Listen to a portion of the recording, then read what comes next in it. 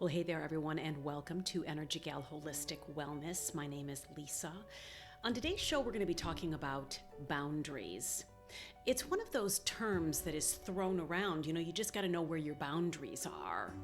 And while I believe that that is true, I also think that we don't really get a tangible, I can wrap my hands around this understanding of what exactly are our boundaries. I came up with an analogy that I am hoping is helpful to all of us on this journey of understanding where we end and another begins. As we are in human skin, where do you end? Where do I begin? When it comes to our energetic bodies, our emotional and mental, physical bodies, where is it mine and then yours? And that's what we'll be talking about today in a very, what I'm hoping is a concrete way. Even though I'm using a metaphor, I'm hoping that this will help you understand this concept, this idea of boundaries. Let's say that you yourself, with all of your psychic energies, with all your energetic body, your physical, your mental, emotional body, okay? You are a plot of land. And on that plot of land at the very edge, there's a front sidewalk. Coming up from the sidewalk is another little sidewalk. And I'm just going to give you the bare bones for right now, leading up to possibly a porch with a front door, windows all the way around. You walk in the front door, and possibly you have an atrium, a little entrance. And then you walk into the rest of the house, and possibly you have a living room, dining room, den, family room. You've got a kitchen. You've got the community bathroom everybody uses. Off from there, you have your bedroom and your ensuite, the bathroom that's just for you. From there, even further back, maybe there's another big family room, game room area where just your BFFs and family are. And then from there, you've got these sliding French doors opening up to the backyard that has the deck, and who knows what your backyard looks like. So let me unpack a little bit more about how my house would look so that you get an idea of what I'm asking you to do.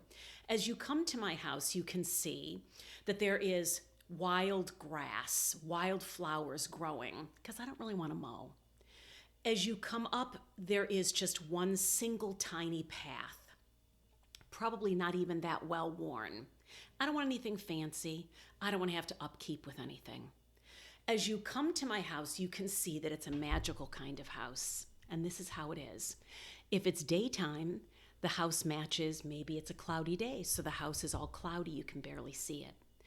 If it is a bright sunny day, it's kind of maybe yellowish and it blends in with the bright sun. If it's the middle of the night, it's a dark house and it blends in with the darkness. See, I don't want a lot of attention towards myself. That makes me uncomfortable. So my house blends in on the outside. I do have a front porch. And on my front porch, it's big enough for 2 rockers with a little table between us. That's my message. I do just one-on-one. I like the smaller groups.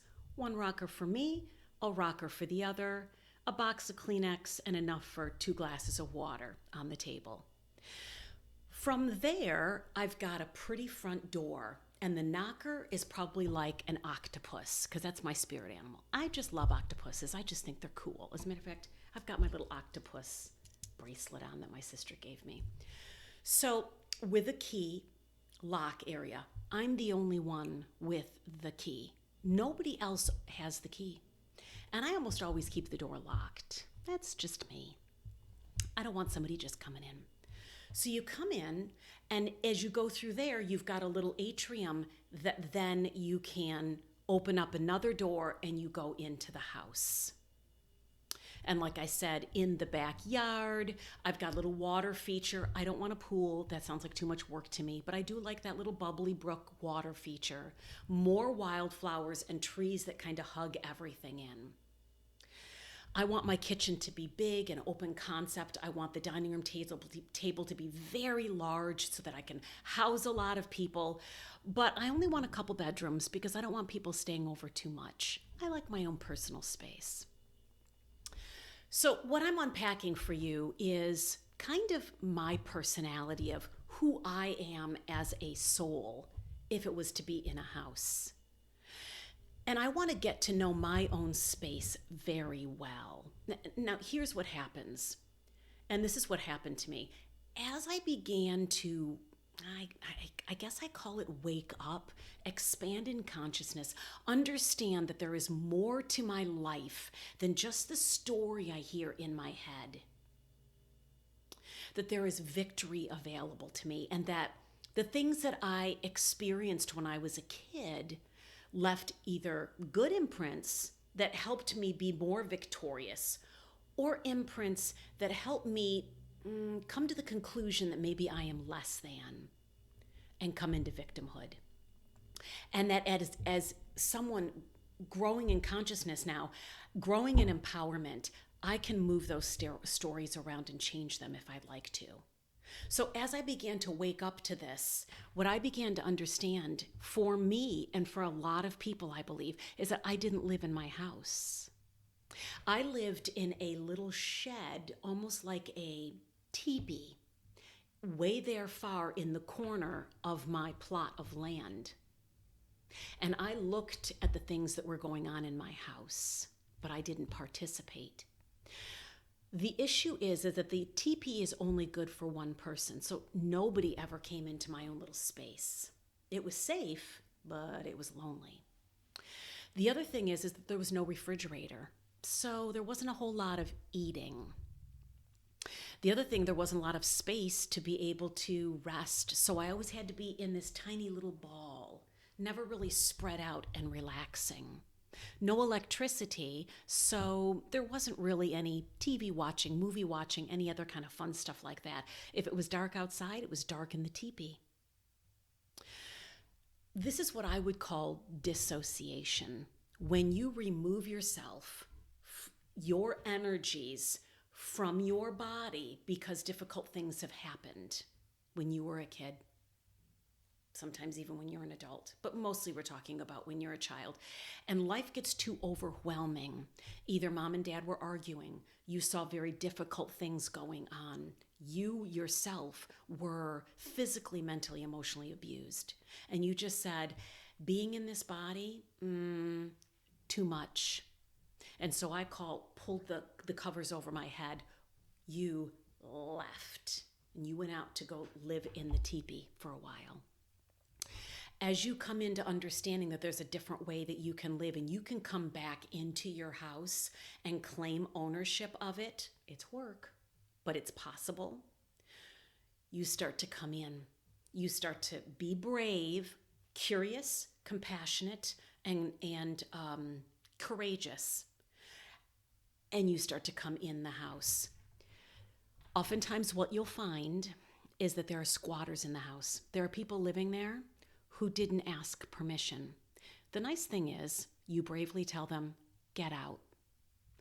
And this can be, oh gosh, who would this be? This would be people's energies who still are attached to you in what I call unholy, unhealthy ways. And all you need to do is say, listen, I want your energies out of my space. Take your energies with you. Take everything with you that's yours. I don't want it in my space. Maybe they set up all of their bath gear in your private bath and you're like, GTFO, hun, get out. And that's really all you do is you just mentally say, mentally, emotionally, physically, spiritually, energetically, you say, this is my sacred space and I am a sovereign being and I don't want these energies in my space anymore. You may find that stuff of yours was stolen. You go to create an omelet for yourself. And of course, this is all metaphorical. But you find out that all your pots and pans are gone. And what I sense that this is, and what I speak to this is, and I know this can be a little hard to try to grasp, but I'm doing my best here. I hope you're following. thank you for your grace, is that you have to reparent yourself. In the area where something was stolen from you, innocence, you saw something happen and you didn't have a compassionate witness. Somebody called you a bad name. Somebody was abusive to you in some way, shape, or form. And as a child, especially under the age of 7, we always believe that the caretaker, the adult, is correct and that we're the ones that are wrong. So we understand, we believe what they are saying, hook, line, and sinker, and we say, yes, I'm nothing but a piece of dirt, and I'm not enough. I am too much work. I am a burden. I'm a duty. I'm an obligation. You're right. And what happens is that when you come to start to understand that was stolen from you, your understanding of yourself as a beautiful, lovely, loved soul, full of amazing goodness and worthy of fantastic things in your life. When that was stolen from you, what you need to do is you need to give it to yourself then. You need to reparent yourself. You may find that someone has built a wall and you don't want that wall there anymore.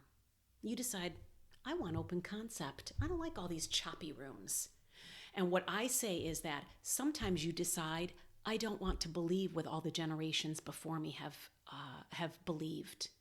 I don't want to believe that you need to make 6 figures and have gone to college or you're nothing but a loser. I don't want to believe that anymore. I know my family has believed that. I don't want to believe that anymore. You may say, I don't want to believe that a divorcee is a loser, is someone who has failed. I don't want to believe that. I know my family believes that, but I don't want to believe that. So that wall is coming down. So there are ways that you shift paradigms, that you move paradigms, you move these energetic ways of thinking and you say, not in my house. That's not the way things are done. And you go in and you clean up, maybe you repaint walls. All I'm saying is you come back in and you start to own the things that have happened to you, and maybe perspective them as happening for you. And you come in and you start deciding, I don't want this here. I don't want that here. I want that back. You know, we give parts of ourselves away. And what you need to do is call that back into yourself. You may say, I gave a lot of myself away to a boyfriend. And you know what? When he left, he took a part of me with him. Guess what? You get to just say you want that back. It's yours. It wants to be acknowledged as being part of you. He can't hold on to it anymore.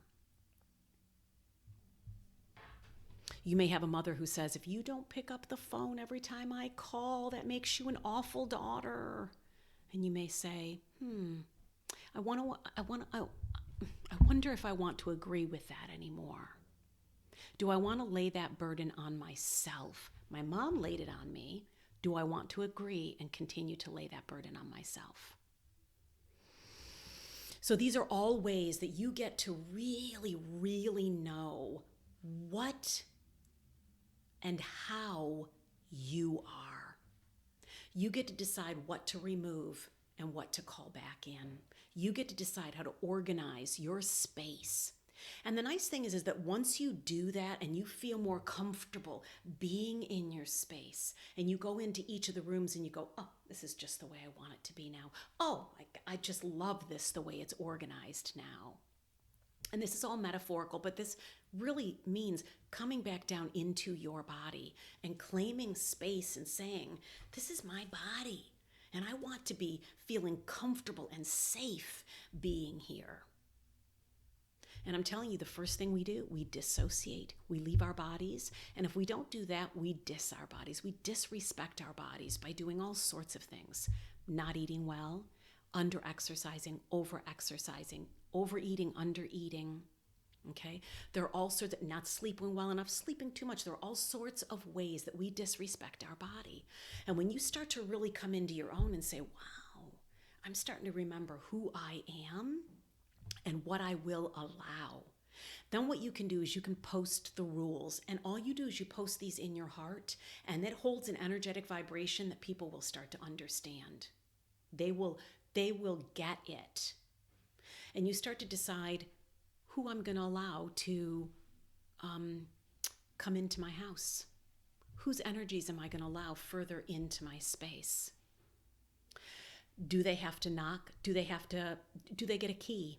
If they don't get a key, then they've got to use the knocker. Do they have to use the knocker and wait for you to come to the door? Can they use the knocker and hey, I'm coming on in? You get to decide how far in people's energies, emotionally, physically, mentally, energetically, get to come into your space. You get to decide.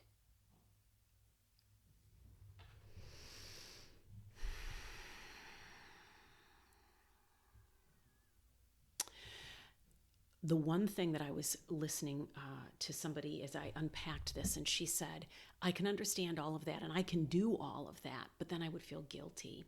Here's what I'm going to speak to you is that when you are doing this and you know that you are doing this for your best interest, which is always in everybody else's best interest also. So you don't want to enable people to squat in your space.